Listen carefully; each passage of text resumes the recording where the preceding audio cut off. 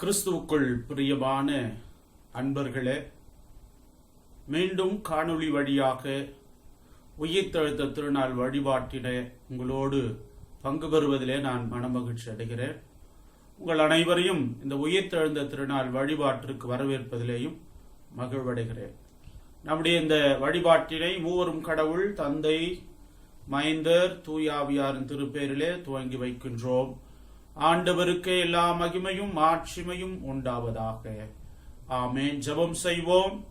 பரலோக தந்தையே, உம்மை வழிபடுவதற்கு உம்முடைய திருத்தலத்தை நாங்கள் அடையாவிட்டாலும் எங்கள் இல்லங்களையும் எங்கள் உள்ளங்களையும் உமது ஆலயமாக மாற்றி உம்மை வழிபட நாங்கள் ஒன்றிணைந்திருக்கிறோம்.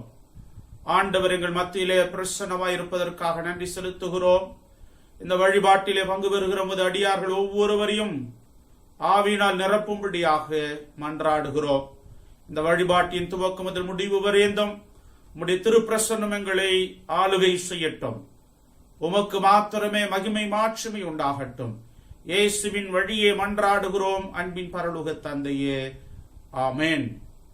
நம்முடைய இந்த வழிபாட்டிற்கு ஆரம்பமாக பாடல் புத்தகத்தில் இருக்கின்ற கிறிஸ்துவ கீர்த்தனைகளிலே 75வது கீர்த்தனை, தோத்திரம் செய்வேனே இரட்சகனை தோத்திரம் செய்வேனே என்ற கீர்த்தனையை பாடி ஆண்டவரை மகிமைப்படுத்துவோம்.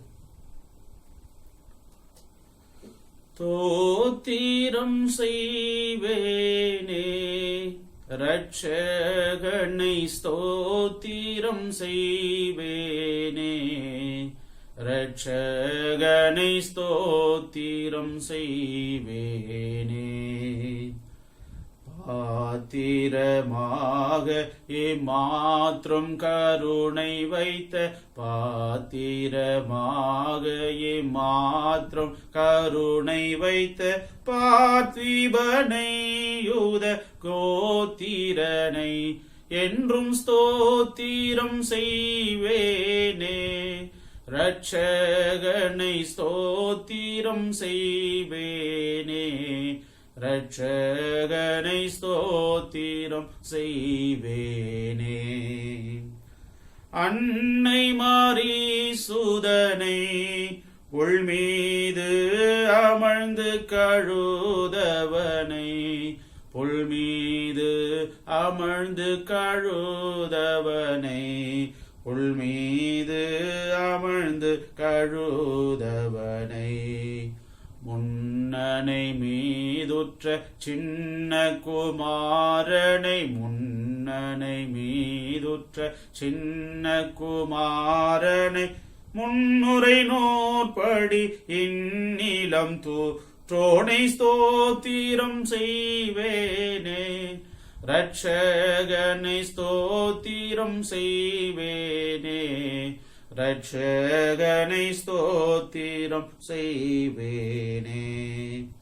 கந்தை போதிந்தவனை வானோர்களும் வந்தடி பணிபவனை, வானோர்களும் வந்தடி பணிபவனை, வானோர்களும் வந்தடி பணிபவனை, மந்தையர்கானந்த மாட்சியளித்தோனே, மந்தையர்கானந்த மாட்சியளித்தோனே, வானபரன் என்னும் ஞான குண வானை ஸ்தோத்திரம் செய்வேனே, இரட்சகனை ஸ்தோத்திரம் செய்வேனே, இரட்சகனை ஸ்தோத்திரம் செய்வேனே. செம்பொன்னொருவானை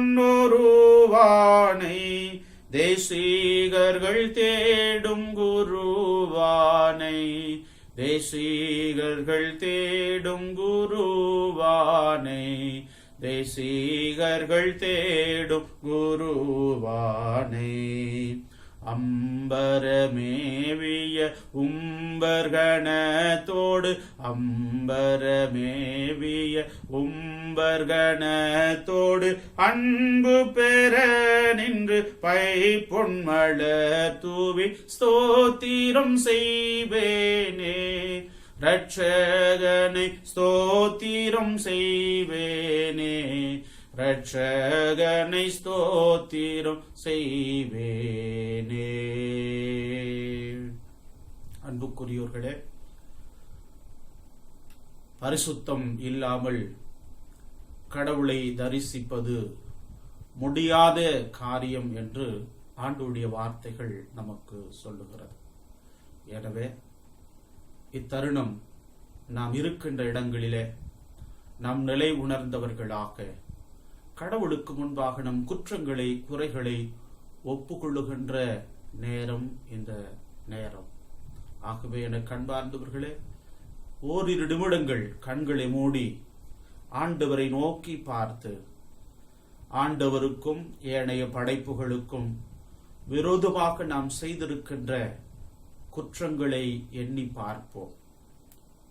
சிந்தை, சொல், செயலில் நாம் புரிந்திருக்கின்ற தீமைகளை நினைத்து மனம் வருந்துவோம். வார்த்தைகள் சொல்லுகிறது, தன் பாவங்களை மறைக்கிறவன் வாழ்வடைய மாட்டான், அவைகளை அறிக்கை செய்து விட்டு விடுகிறவனோ இரக்கம் பெறுவான் என்று. அன்புக்குரியோர்களே, எரிகின்ற முட்செடியை நொறுங்கின மோசேயிற்கு கொடுக்கப்பட்ட வார்த்தை, கிட்டே வராதே, நிற்கிற இடம் பரிசுத்தமானது என்று அவனுக்கு அறிவுறுத்தப்பட்டது. இன்றைக்கு நாம் ஆண்டவரை ஆராதிக்க கூடியிருக்கிற நேரம் பரிசுத்தமானது. எங்கே 2-3 பேர் கூடுகிறார்கள் அவர்கள் மத்தியிலே நான் இருப்பேன் என்று கடவுள் சொல்லியிருக்கிறார். நீங்கள் எங்கே ஒருவராக என்னோடு இணைந்து இந்த ஜெபத்திலே பங்கு பெற்றுக் கொண்டிருக்கிறீர்களோ அங்கே கடவுள் உங்களோடு இருக்கிறார். அப்படியானால் அது பரிசுத்தமான இடம்.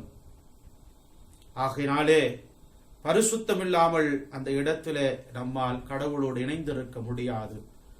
குற்றங்கள் குறைகளை அறிக்கை செய்து பாதரட்சிகளை கயிற்றி போடு என்று கடவுள் சொன்னார். இன்றைக்கு நமக்கு தகாதவற்றை, கடவுளுக்கு பிரியமில்லாதவற்றை நம்மை விட்டு அப்புறப்படுத்துகிற ஒரு நேரம் இந்த நேரம். ஆகவே ஒரு சில நிமிடங்கள் மௌனத்தோடு ஆண்டவரை நோக்கி பார்ப்போம்.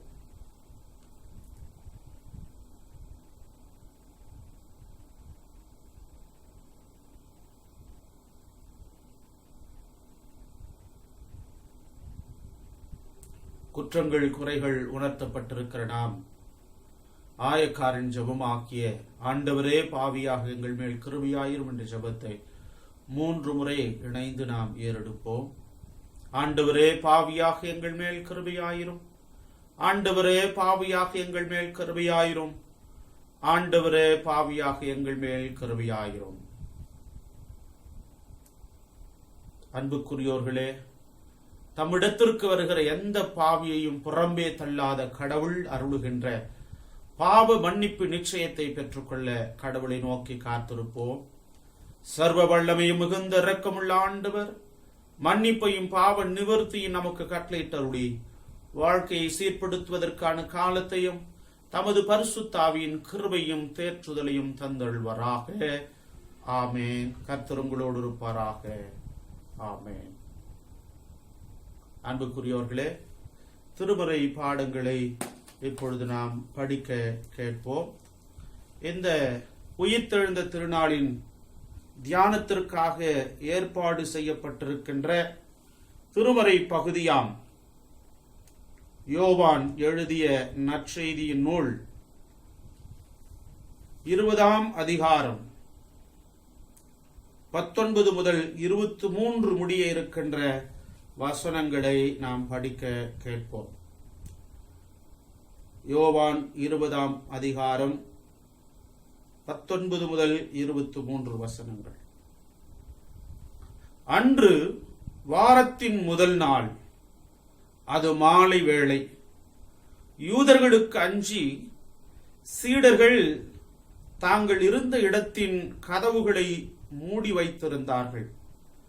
அப்பொழுது இயேசு அங்கு வந்து அவர்கள் நடுவில் நின்று உங்களுக்கு அமைதி உரித்தாகுக என்று வாழ்த்தினார். இவ்வாறு சொல்லிய பின் அவர் தம் கைகளையும் விழாவையும் அவர்களிடம் காட்டினார். ஆண்டவரை கண்டதால் சீடர்கள் மகிழ்ச்சி கொண்டார்கள்.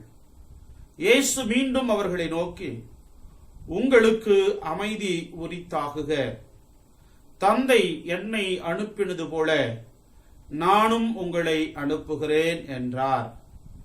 இதை சொன்ன பின் அவர் அவர்கள் மேல் ஊதி, தூய ஆவியை பெற்றுக் கொள்ளுங்கள். எவருடைய பாவங்களை நீங்கள் மன்னிப்பீர்களோ அவை மன்னிக்கப்படும். எவருடைய பாவங்களை மன்னியாதிருப்பீர்களோ அவை மன்னிக்கப்படா என்றார் என்பவைகளே படிக்க தெரிந்து கொள்ளப்பட்ட திருமறை பாடம் படித்து முடிந்தாயிற்று. கிறிஸ்துவே உமக்கே மகிமை உண்டாவதாக. ஜெபம் செய்வோம்.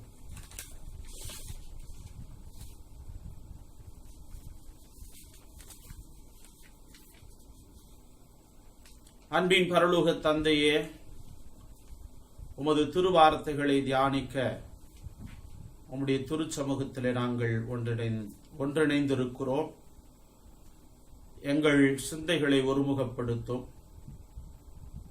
அடியேன் என்னை உம்முடைய சிலுவையின் கீழ் மறைத்து நீர் பேசும் நாங்கள் கேட்கிறோம். இயேசுவின் மூலமே மன்றாடுகிறோம் அன்பின் பரலோக தந்தையே, ஆமென். அன்புக்குரியோர்களே, உயிர்த்தெழுந்த ஈஸ்டர் தினத்தை தொடர்ந்து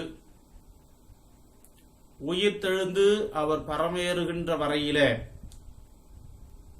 சீடர்களுக்கு காட்சியளித்து சீடர்களுக்கு அமைதியை அருளி சீடர்களை ஆற்றல் படுத்தி சீடர்களை தொடர்படிக்கென்று அனுப்புவிக்கின்ற இந்த நிகழ்வுகளை நாம் தொடர்ந்து தியானித்துக் கொண்டே வருகிறோம். இன்று நம்முடைய பேராயத்தின் வழியாக அருட்பணி வெளிப்பாடாகிட கிறிஸ்துவின் அழைப்பு என்கின்ற தலைப்பிலே நாம் சிந்திக்க அழைக்கப்படுகிறோம். அருட்பணி வெளிப்பாடாகிட கிறிஸ்துவின் அழைப்பு. அருட்பணி அழைப்பு வெளிப்பாடாகிடும்படியாய், அருட்பணியானது வெளிப்பாடாகும்படியாக அல்லது கிடைக்கப்படும்படியாக அல்லது உறுதி செய்யப்படும்படியாக கிறிஸ்துவின் அழைப்பு என்கின்ற தலைப்பிலே இன்றைய தியானங்களை நாம் நடத்த அழைக்கப்படுகிறோம். அருட்பணி திருப்பணி என்பது ஊழியக்காரர்களின் பங்கு என்கின்ற சிந்தனை மேலோங்கி இருக்கின்ற நம்முடைய விசுவாச வாழ்க்கையிலே அருட்பணி என்பது திருப்பணிக்காக அழைப்பு பெற்ற ஆயர்கள், ஊழியர்கள், மிஷனரிமார்கள் என்கின்ற சிந்தைகளில் இருந்து சற்று நாம் இந்த நாளிலே இந்த அருட்பணி திருப்பணி என்பதை குறுகிய வட்டத்தில் இருந்து பரந்த ஒரு நிலைகளிலே பார்க்க அழைக்கப்படுகிறோம். ஒருவேளை அருட்பணியாளர்களாகிய நாங்கள், ஆயர்களாகிய நாங்கள் பேராய தந்தையினாலே அருட்பொழிவு பெறப்பெற்று குறிப்பிட்ட இந்த சாக்கிரவந்துடன் கூடிய திருப்பணிகளை சபைகளிலே சபை விசுவாசிகளுக்கு நடத்தும்படியாக நாங்கள் அருட்பொழிவு செய்யப்படுகிறோம். நாங்கள் முழு நேர அருட்பணியாளர்களாக அழைக்க பெற்றிருக்கிறோம், உறுதி செய்யப்பட்டிருக்கிறோம். அப்படியானால் அருட்பணி வெளிப்படையாகிட கிறிஸ்துவின் அழைப்பு என்கின்ற இந்த தலைப்பு ஆயர்களுக்கு அல்லது ஊழியர்களுக்கு என்கின்ற நிலைகளிலே நாம் பார்க்காமல், பேராய தந்தை எப்படி பிரத்யேகமாக முழு நேர திருப்பணிக்கென்று அழைப்பு பெற்றவர்கள் மீது கரங்களை வைத்து அருட்பொழிவு செய்கிறாரோ, திருநிலைப்படுத்துகிறாரோ, அப்படி ஒவ்வொரு கிறிஸ்தவர்களுக்கும் ஆயர்கள் திருமுழுக்கின் பொழுது கரங்களை வைத்து இறுதியிலே சொல்லப்படுகிற ஒரு அறைகூவல் என்னவென்று சொன்னால், உன்னை திருச்சபையாக்கி திருமந்தியிலே சேர்த்துக் கொள்வதற்கு அடையாளமாக உன் நெற்றியிலே சிலுவை அடையாளத்தை வரைகிறேன். சிலுவையில் அறையப்பட்ட கிறிஸ்துவை குறித்து சாட்சி பகர உண்மையுள்ள தொண்டனாக, பக்தனாக அல்லது விசுவாசியாக நிலைத்திருப்பாயாக என்று அறைகூவல் விடுக்கப்படுகிறது. சிந்தித்து பாருங்கள். அருட்பொழிவு பெற்ற நாங்கள் மட்டுமே அருட்பணியாளர்கள் அல்ல, திருப்பணியாளர்கள் அல்ல. திருமுழுக்கின் வழியாக திருமந்தையிலே சேர்க்கப்பட்ட ஒவ்வொருவருக்கும் அது கொடுக்கப்பட்ட கட்டளையாகவும், திருப்பணி அழைப்பாகவும், திருப்பணி உறுதிப்பாடாகவும் நாம் புரிந்து கொள்ள அழைக்கப்படுகிறோம். மார்ட்டின் லூத்தர் அவர்கள் திருமறை வார்த்தையின் அடிப்படைகளிலே சொன்ன கூற்றை உங்களுக்கு நினைவுபடுத்துகிறேன். அனைத்து விசுவாசிகளும் திருப்பணியாளர்களே என்கின்ற கூற்றினை அவர் உறுதி செய்திருக்கிறார். அப்படியானால் இன்றைய தலைப்பும் இன்றைய செய்தியும் முழுநேர ஊழியக்காரர்களுக்கு என்கின்ற பார்வையை தவிர்த்து, திருமுழுக்கினாலே திருமந்தையிலே சேர்க்கப்பட்டிருக்கிற கிறிஸ்துவை ஏற்றுக்கொண்ட ஒவ்வொருவருக்கும் இந்த பொறுப்பு இருக்கிறது என்பதை உணர்ந்து, இந்த அருட்பணி திருப்பணி அழைப்பினை நாம் ஒவ்வொருவரும் உரிமையாக்கிக் கொண்டு கிறிஸ்துவின் நற்பணிகளை அருட்பணியாகவும் திருப்பணியாகவும் தொடர்ந்திட நம்மை அர்ப்பணிக்க அழைக்கப்படுகிறோம். இந்த அழைப்பு வெளிப்பாடாகி இருக்கிறது. உனக்காகவும் எனக்காகவும் என்கின்ற எண்ணங்களிலே இந்த அருட்பணியிலே என்ன சவால்கள் இருக்கிறது, இதை எப்படி நாம் நிறைவேற்ற வேண்டும், இவை எல்லாவற்றுக்கும் கிறிஸ்து நமக்கு முன்மாதிரியாக இருக்கிறார் என்கின்ற அந்த சிந்தனைகளோடு இன்றைய நாளிலே தியானம் செய்ய கொடுக்கப்பட்டிருக்கிற திருமறை பகுதியை சுருக்கமாக நான் உங்களோடு பகிர்ந்து கொள்ள விரும்புகிறேன். திருப்பணி என்பது சவால்களுடன் கூடிய ஒரு அர்ப்பணிப்பு. இந்த திருப்பணி பாதையிலே பலவிதமான சோதனைகள், பாடுகள், அவமானங்கள், நிந்தைகள் காத்து கொண்டிருக்கிறது என்பது கிறிஸ்துவின் திருப்பணியிலே நாம் பார்க்கிறோம். ஆகையினாலேதான் யோவான் 16:33 கடவுள் சொல்லுகிறார், உலகத்திலே உபத்திரவம் உண்டு, ஆனாலும் திடன் கொள்ளுங்கள், நான் உலகத்தை ஜெயித்தேன் என்று.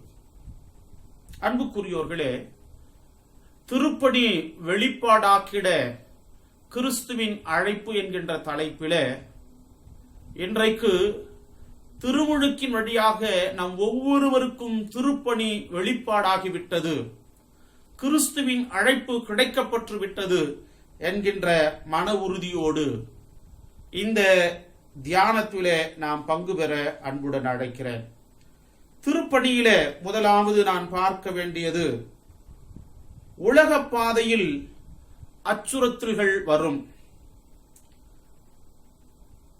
உன்னதர் பாதத்தில் அமைதி கிட்டும்.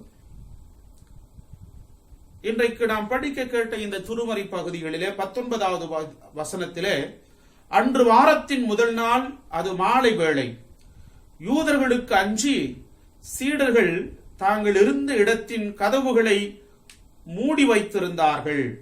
அப்பொழுது இயேசு அங்கு வந்து அவர்கள் நடுவில் நின்று, உங்களுக்கு அமைதி உரித்தாகுக என்றார். அன்புக்குரியோர்களே, இந்த இடத்திலே உலகம் கிறிஸ்துவினால் அழைப்பு பெற்றிருக்கின்ற சீடர்களுக்கு ஒரு பயத்தை, அச்சத்தை உருவாக்கிவிட்டது. என்ன அந்த அச்சம், என்ன அந்த பயம்? யாரை நம்பி தங்களுக்கு உண்டானவைகளை விட்டு பின்தொடர்ந்தார்களோ அந்த கிறிஸ்துவையே கொலை செய்து விட்டார்கள். இன்னும் சொல்லக்கூடுமானால் அவரோடு இருந்த 12 பிடித்து கொலை செய்ய வேண்டும் என்று எதிர்நோக்கி இருக்கிறார்கள். இப்படிப்பட்ட அச்சத்தை இந்த உலகம் அவர்களுக்கு கொடுத்திருந்தது. அறைகளை பூட்டிக் கொண்டு செய்வதறியாமல் கலங்கி திகழ்த்துக் கொண்டிருந்தார்கள். உலகம் நமக்கு அச்சத்தை தருகிறது. திருப்படியிலே பலவிதமான கலக்கங்கள் நமக்கு எதிர்ப்படுகிறது. கடவுளுடைய அழைப்புக்கு இணங்க சிலுவையில் அறையப்பட்ட கிறிஸ்துவுக்கு சாட்சியாய் நீங்களும் நானும் ஜீவிக்க வேண்டுமானால் இவ்விதமான அனுபவங்களை நாம் கடக்க வேண்டியதாக இருக்கிறது. அன்புக்குரியோர்களே, இன்றைய உலகம் கூட பயத்தினால், கலக்கத்தினால், அச்சத்தினால் எல்லாவற்றையும் அடைத்துக் கொண்டிருக்கிறோம். அடைக்கப்பட்ட கதவுகள், அடைக்கப்பட்ட வாய்கள், மூடப்பட்ட வாய்கள் எல்லாம் இப்பொழுது நாம் சுதந்திரமாக வெளியிலே வர இயலாதபடிக்கு அச்சம் மேலோங்கி இருக்கிற ஒரு சூழ்நிலைகளிலே வாழ்ந்து கொண்டிருக்கிறோம். இந்த உலகம் நமக்கு அச்சத்தை கொடுக்கிறது. உலக பாதையில் அச்சம் ஏற்படுகிறது, அச்சுறுத்தல்கள் வரும். உன்னதர் பாதத்தில் அமைதி கிட்டும். அப்படி இவர்கள் அறைகளை பூட்டிக் கொண்டு உலகத்திற்காக பயந்து கிடக்கின்ற சூழ்நிலைகளிலே பூட்டப்பட்ட கதவுகளுக்குள்ளாக ஆண்டவர் இயேசு கிறிஸ்து அவர்களுக்கு காட்சி அளிக்கிறார். காட்சி அளித்து உலகத்தினால் அவர்கள் உள்ளத்திலே உருவாகி கிடந்த அந்த அச்சத்தை போக்கும் விதத்திலே உங்களுக்கு அமைதி உரித்தாகுக என்று வாழ்த்துகிறார். அன்புக்குரியோர்களே, ஆண்டவராகிய இயேசு கிறிஸ்து கூட தன்னுடைய திருப்படி பாதையிலே இந்த பாடுகள், அவமானங்களை, நிந்தைகளை ஏற்க இயலாதவராய், கலங்கினவராய், பயந்தவராய் என்று சொல்லலாம். மனுஷிகத்திலே, கெத்செமனே தோட்டத்திலே, இந்த பாத்திரம் என்னை விட்டு நீங்க கூடுமானால் நீங்கும்படி செய்யும், ஆயினும் என் சித்தமல்ல உம்முடைய சித்தம் என்று மன்றாடுகிறார். அப்பொழுது அவர் கடவுள் பாதத்தை, அச்சம் அவர் உள்ளத்திலே மேலோங்கி நிற்கின்ற பொழுது கெத்செமனே தோட்டத்திலே ஜபத்தின் வழியாக ஆண்டவர் பாதத்தை அவர் அணுகுகிறார். அங்குதான் அவருக்கு துணிவு கிடைக்கிறது. அச்சம் அவரை விட்டு நீங்குகிறது, அமைதி நிலவுகிறது. இந்த அமைதி சிலுவையிலே மரிக்கின்ற வரையிலே மறு உத்தரவு ஒன்றும் சொல்லாமல், உன்னை பற்றி அநேக குற்றச்சாட்டுகளை வைக்கிறார்களே, நீ ஒன்றும் சொல்லாமல் இருக்கிறாயே என்று சொல்லுகிறார்கள்.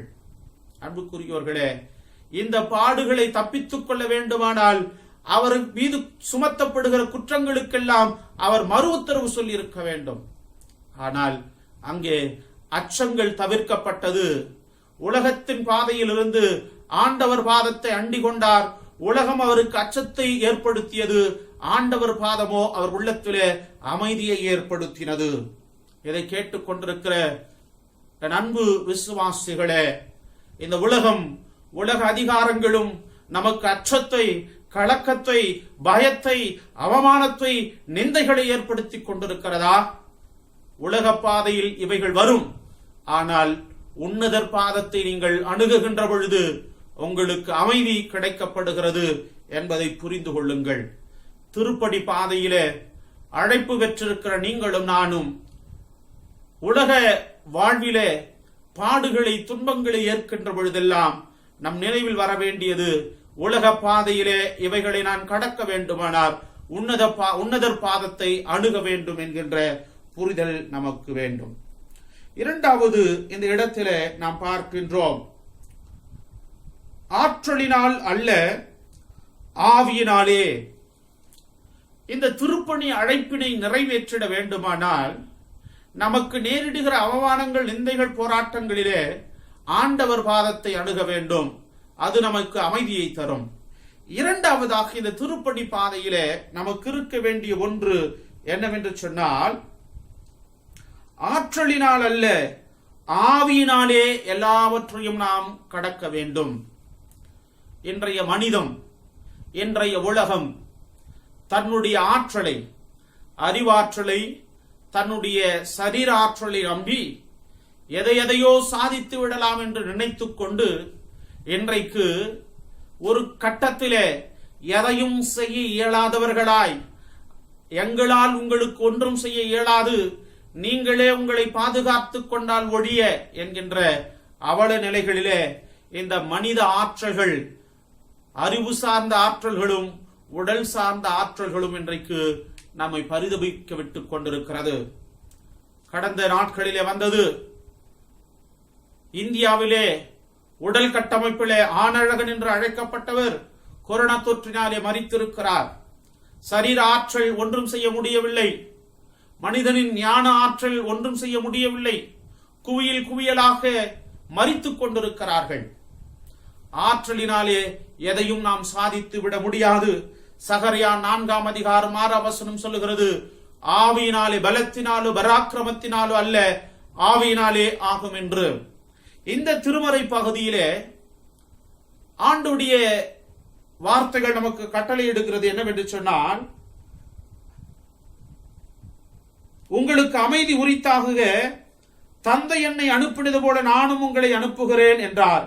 இதை சொன்ன பின்பு அவர்கள் மேல் ஊதி தூய ஆவியை பெற்றுக் கொள்ளுங்கள் என்றார்.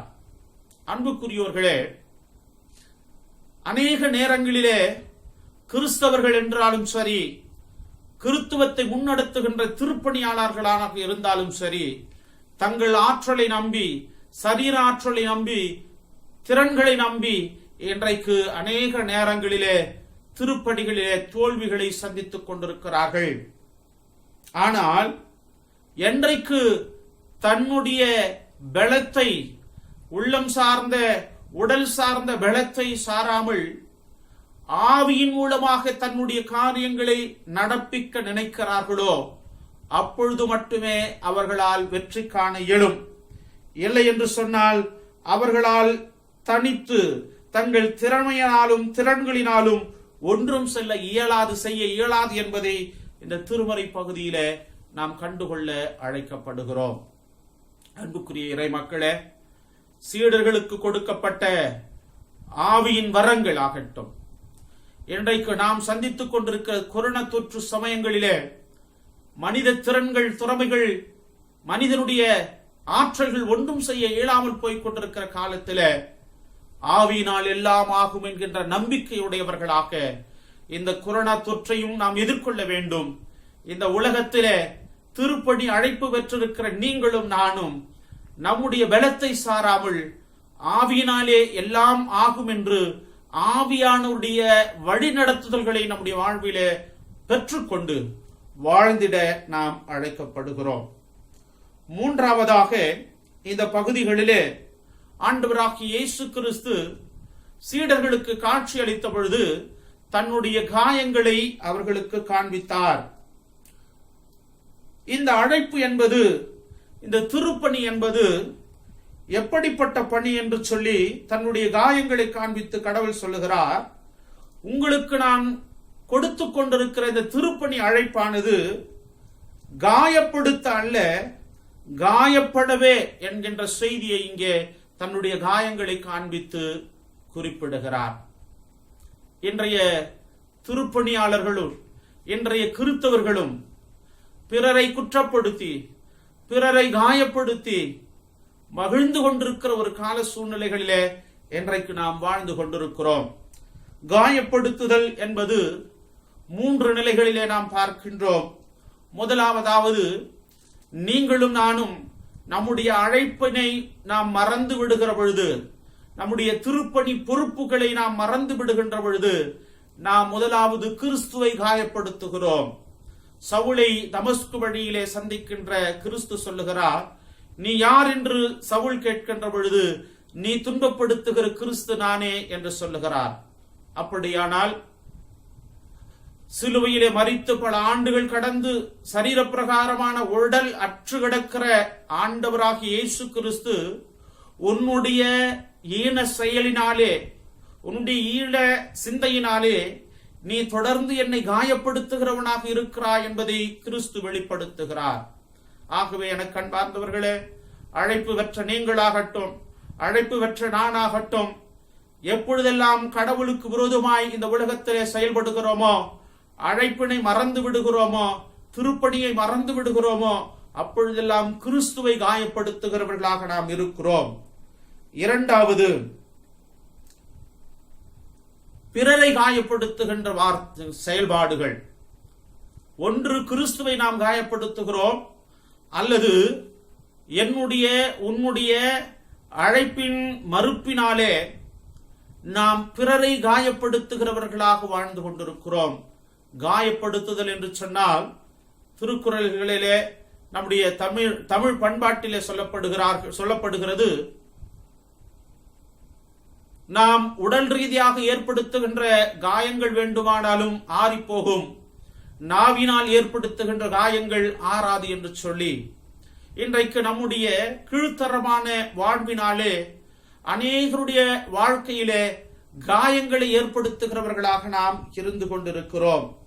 ஆகையினாலே அன்புக்குரியோர்களே, இயேசு ஆண்டவர் தன்னுடைய காயங்களை காண்பித்து அவர் சொல்லுகின்றது என்னவென்று சொன்னால், இந்த காயங்களை பார்க்கின்ற நீங்கள் காயப்படுத்துகிறவர்களாக அல்ல, காயப்படுகின்றவர்களாக உங்களை அர்ப்பணித்துக் கொள்ள வேண்டும் என்கின்ற ஒரு சவாலினை அவர்களுக்கு முன் வைக்கிறதை நாம் பார்க்கிறோம். இன்றைய கிறிஸ்துவம் எப்படி மாறிவிட்டது என்று சொன்னால், நீ சுமக்க தேவையில்லை, கிறிஸ்து சுமந்து விட்டார். உனக்காக கிறிஸ்து காயங்களை ஏற்றுக்கொண்டார், இனி நீ துன்பப்பட தேவையில்லை என்கின்ற ஏமாற்று போதனைகளை கற்பித்துக் கொண்டிருக்கிறது. ஆனால் எனக்கு அன்பார்ந்தவர்களே, கிறிஸ்து வாழ்ந்து விட்டார், கிறிஸ்துக்களாக நீங்கள் வாழ்ந்து கொண்டிருக்கிறீர்கள். உங்களுக்காக கிறிஸ்து அடிபட்டது உண்மையானால், உங்களுக்காக கிறிஸ்து காயப்பட்டது உண்மையானால், நீங்கள் பிறருக்காக காயப்பட வேண்டியவர்களாய் இருக்கிறீர்களே அன்றி பிறரை காயப்படுத்துகிறவர்களாக அல்ல என்கின்ற புரிதலை இந்த நாளிலே இந்த திருப்பணி அழைப்பில நாம் பெற்றுக்கொள்ள அழைக்கப்படுகிறோம். இறுதியாக இந்த திருமறை பகுதியிலே நான் உங்களுக்கு சொல்ல விரும்புகிறது, ஒருவேளை நாம் ஏற்றுக்கொள்ளுகிற முதலாவது நாம் சொன்ன உலக பாதையிலே அச்சுறுத்தல்கள் இருக்கும் என்று சொல்லி, இருக்கட்டும், அவமானங்கள் இருக்கட்டும், நிந்தைகள் இருக்கட்டும், காயங்கள் இருக்கட்டும், வழிகள் இருக்கட்டும், ஆனால் இந்த காயங்கள் ஒரு காலமும் முற்றுப்புள்ளியாய் இருந்து விடாது. காயங்கள் என்பது தொடர்புள்ளியாக நம்முடைய வாழ்க்கையில செயல்பட வேண்டும். நாம் காயப்படுகிற பொழுதும் அவமானப்படுகிற பொழுதும் நம்முடைய அழைப்பிலிருந்து பின்வாங்காமல், நம்முடைய திருப்பணியிலிருந்து நாம் பின்வாங்காமல், ஆகையினால்தான் ஆண்டவர் சொல்லுகிறார், களப்பையில் கை வைத்தவன் திரும்பி பார்க்க கூடாது என்று. ஆகவே எனக்கு அன்பார்ந்தவர்களே, காயங்கள் முற்றுப்புள்ளிகள் அல்ல, தொடர்புள்ளிகளாக இருக்க வேண்டும். எதுவரையிலே காயங்கள், அவமானங்கள், நிந்தைகளை நாம் ஏற்க வேண்டும் என்று சொன்னால் மரணம் வரையிலே கிறிஸ்துவை போன்று. அப்படியானால் இந்த உலகத்திலே நான் வாழ்ந்து என்ன பலன் என்று நீங்கள் நினைத்துக் கொண்டிருக்கலாம். ஆண்டுடைய வசனம் சொல்லுகிறது, பிலிப்பியர் 2ஆம் அதிகாரத்திலே, அவர் எல்லாவற்றையும் மரண பரியந்தம் சகித்துக் கொண்டதினாலே எல்லா நாமங்களுக்கும் மேலான நாமமாக கடவுள் அவரை உயர்த்தினார் என்று திருமறை நமக்கு சொல்லுகிறது. அவர் வருகையிலே அவருக்கு தக்க பலன் அவரோடு கூட வருகிறது என்று சொல்லி திருமறை வார்த்தை சொல்லுகிறது. திருமறை நமக்கு சொல்லுகிறது, வெளிப்படுத்தல் விசேஷம் 7ஆம் அதிகாரத்தில் யார் இந்த திரளான மக்கள் என்று கேட்கின்ற பொழுது, இவர்கள் மிகுந்த உபத்திரவத்திலிருந்து வந்தவர்கள் என்று சொல்லி திருமறை நமக்கு சொல்லுகிறது. ஏழை லாசருவும் செல்வந்தனும் மரித்து போகிற பொழுது அந்த ஓமையிலே பார்க்கின்றோம். அவன் லாசரு ஆபிரகாமின் மடியிலே இருக்கிறான், செல்வந்தனோ எரிநரகத்திலே இருக்கிறான். அப்பொழுது அவர்களுக்கு கொடுக்கப்படுகிற அறிவுறுத்தல் என்னவென்று சொன்னால், நீயோ அனுபவிக்க வேண்டியவைகள் எல்லாம் உலகத்தில் அனுபவித்து விட்டாய், ஆனால் என் மகனோ உலகத்திலே பாடுகளை, வழிகளை, நிந்தைகளை, அவமானங்களை ஏற்றுக்கொண்டான், இப்பொழுதோ அவன் நிலைப்பாருகிறான் என்று சொல்லப்படுகிறது. என கண்பார்ந்தவர்களே, கிறிஸ்துவின் அழைப்பு வெளிப்பாடாக்கிய அருட்பணி வெளிப்பாடாக்கிட கிறிஸ்துவின் அழைப்பை குறித்து நாம் சிந்தித்துக் கொண்டிருக்கிறோம். அருட்பணிக்கான அழைப்பு கிறிஸ்து நமக்கு கொடுத்திருப்பது உண்மை என்று அந்த அழைப்பினை, அந்த அருட்பணியை உனக்கு சொந்தமாக நீ மாற்றுவாயானால், அச்சுறுத்தல்கள் வருகின்ற பொழுதெல்லாம் அமைதியை நாடி கடவுளின் பாதத்தை அண்டிக் கொள்ள வேண்டும். ஆற்றலினாலே திருப்பணியை செய்துவிட முடியாது, அழைப்பினை நிறைவேற்றிவிட முடியாது. ஆவியினாலே என்று சொல்லி சுயத்தை தவிர்த்து கடவுளின் சித்தத்திலே செயல்பட அழைக்கப்படுகிறோம். காயப்படுத்தும்படியாக அழைப்பு அல்ல, அருட்பணி அல்ல. காயப்படவே நான் அழைக்கப்பட்டிருக்கிறேன், அதுதான் என் அருட்பணி என்று ஆண்டவரின் காயங்களை பார்த்து கற்றுக்கொள்ள அழைக்கப்படுகிறோம். இறுதியாக, காயங்கள் ஒருபொழுதும் உன்னுடைய திருப்பணிக்கு முற்றுப்புள்ளி ஆகிவிடக் கூடாது. காயங்கள் தொடர்புள்ளியாக மரண பரியந்தம் உன்னுடைய அழைப்பையும் அருட்பணியையும் நிறைவேற்றுகிறவனாக நீ வாழுகின்ற பொழுது கர்த்தர் உனக்காக வைத்திருக்கிற பரிசு, பவுலடிகளால் சொல்லுகிறார், நல்ல போராட்டத்தை போராடினேன், ஓட்டத்தை முடித்தேன். எதற்காக அழைத்தாரோ, எனக்கு எந்த பணியை கொடுத்தாரோ அதை நான் நிறைவேற்றி முடித்தேன். எனக்காக வைக்கப்பட்டிருக்கிற நீதியின் கிரீடத்தை சுதந்திரித்துக் கொள்ளுவேன் என்று அவர் முழக்கமிட்டார். இன்றைய கிறிஸ்தவமே, இன்றைய கிறிஸ்தவ சபைகளே, கிறிஸ்தவ விசுவாசிகளே, திருப்பணியாளர்களே, ஆண்டோடைய அருட்பணி வெளிப்பாடாகிட உனக்கும் எனக்கும் கொடுக்கப்பட்டிருக்கிற இந்த அழைப்பிலே நாம் கடந்து செல்லுகிற பொழுது உலகம் உபத்திரவங்களை தருகிறது, உன்னதரின் பாதம் நமக்கு அமைதியை தருகிறது. ஆற்றலினால் இதை செய்துவிட முடியாது, ஆவியினாலே தான் இதை நாம் செய்ய முடியும். காயப்படுத்த அல்ல, காயப்பட நாம் அழைக்கப்பட்டிருக்கிறோம். காயங்கள் முற்றுப்புள்ளி அல்ல, காயங்கள் தொடர்புள்ளி. காயப்படுத்தி கொன்றுவிட்ட பொழுது உலகம் நினைத்தது கிறிஸ்துவை முடித்து விட்டோம் என்று. ஆனால் உயிர்த்த பிறகு அந்த வடுகளை காட்டி தொடர்ந்து செயல்படுகின்ற கடவுளாக தன்னை நிரூபித்தார் கடவுள். உன்னுடைய காயங்களும் முற்றுப்புள்ளி அல்ல, தொடர்புள்ளியாக இருக்கட்டும். வெற்றி நிச்சயம். உலகத்திலே உபத்திரவங்கள் உண்டு, ஆனாலும் திடன் கொள்ளுங்கள், உலகத்தை ஜெயித்தேன் என்று சொல்லி இருக்கிறார். ஒருவேளை நம்முடைய விசுவாசத்தை சோதித்து பார்ப்பதற்காக, நம்முடைய அழைப்பினை உறுதி செய்வதற்காக, உன்னுடைய திருப்பணியை அளந்து பார்ப்பதற்காக கொரோனா தொற்று என்கின்ற உபத்திரம் வந்திருக்கிறதா? ஆண்டவரின் பாதத்தை பற்றிக் கொள்ளுவோம். ஆற்றலினால் அல்ல, ஆவினாலே என்பதை புரிந்து கொள்ளுவோம். காயப்படுத்த அல்ல, காயப்படவே நான் அழைக்கப்பட்டிருக்கிறேன் என்பதை உணர்ந்து, இந்த என்னுடைய காயங்கள் ஒரு நாளும் என்னுடைய விசுவாச ஓட்டத்தில் முற்றுப்புள்ளியாகிவிடக் கூடாது, தொடர்புள்ளியாகவே இருக்க வேண்டும் என்கின்ற அர்ப்பணத்தோடு ஓடுவோம். முடிவு பரியந்தம் நிலைத்திருக்கின்ற நாம் வெற்றிகளை நிச்சயமாக கண்டு ஆண்டவரை மகிமைப்படுத்துகிற நாள் சமீபமாக இருக்கிறது. நிச்சயமாகவே முடிவு உண்டு. உன் நம்பிக்கை வீண் போகாது என்று கடவுள் சொல்லி இருக்கிறார். நம்பிக்கையோடு தரித்திருப்போம். கர்த்தர் பெரிய காரியங்களை செய்வாராக. ஆமேன், ஆமேன்.